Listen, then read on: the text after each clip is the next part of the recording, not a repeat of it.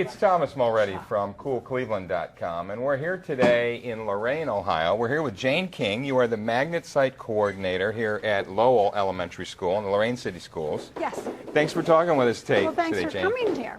You have used young audiences a number of times to bring artists into the schools, and you've probably used them like 20 times or so. What do you find that you get out of working with young audiences the most? I think the best part of young audiences is the fact that they have so many artists to choose from, and they make it so easy for me to get a dancer, a musician, an artist, a ceramist to come in and work with the children. Right.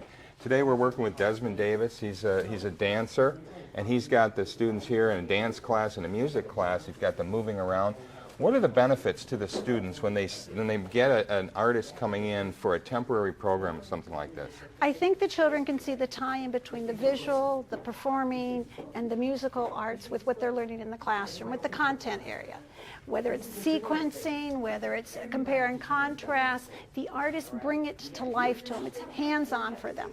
Now, is this tied into the curriculum? I mean, is this something where you have worked with the artists to sort of tie what they're going to bring into the curriculum that the teachers are teaching? Yes, we do. Oftentimes we do. We had an artist come in, do theater electric. We were studying batteries, switches, circuits. He came in, he did rapping with the children. It was fabulous. No kidding.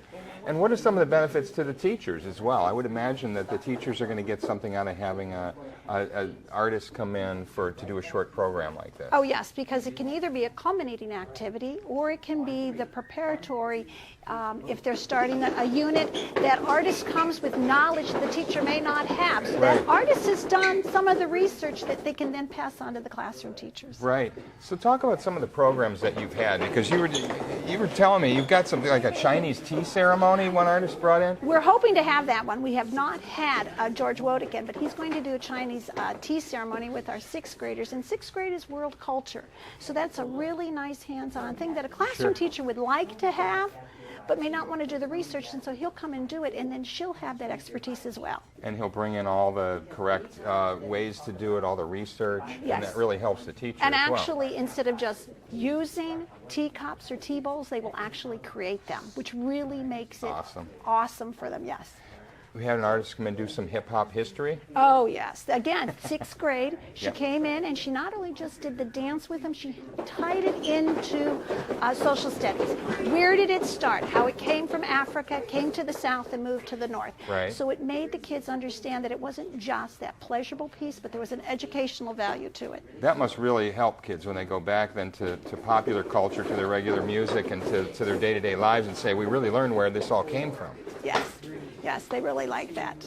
Talk about, you had Verb Ballets come in and do learning ABCs. Oh, just a terrific thing. We've had them back 2 years. We're going to have them back for a third year. The first grade teachers are always requesting them because instantly the children will move their desks back and get in position, and they learn how to move their bodies to the alphabet and then eventually do their spelling words. And so that's real hands-on. Instead of doing it on paper and pencil, they're moving large motor muscles in order to learn those spelling words. Right, so they're really tying in movement and art form into just learning their ABCs, learning their math. Does it have an effect? Do you notice the art that these artists are bringing?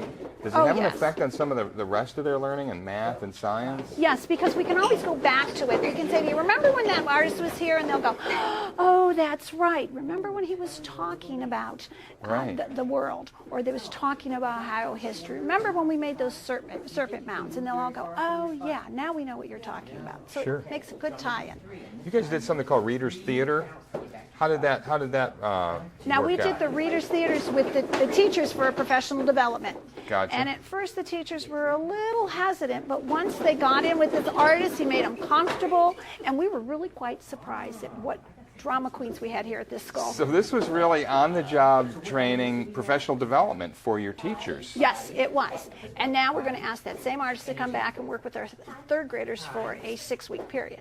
So they're working both with the teacher and with the students. Yes. So this is the start of a real learning program for the Yes. kids that lasts much beyond when the artists are just here Right. in residence. And you can have the artists come in sometimes just once or twice. We're looking to have it extended for 5 or 6 or 7 or 8 weeks. And then year after year, we see that we're going to build the program, that the children will have a particular artist in 2nd grade and a different one in 3rd grade. Really? So they have that artist to look forward to when they hit that grade. Some continuity, and Yes. they look forward to that.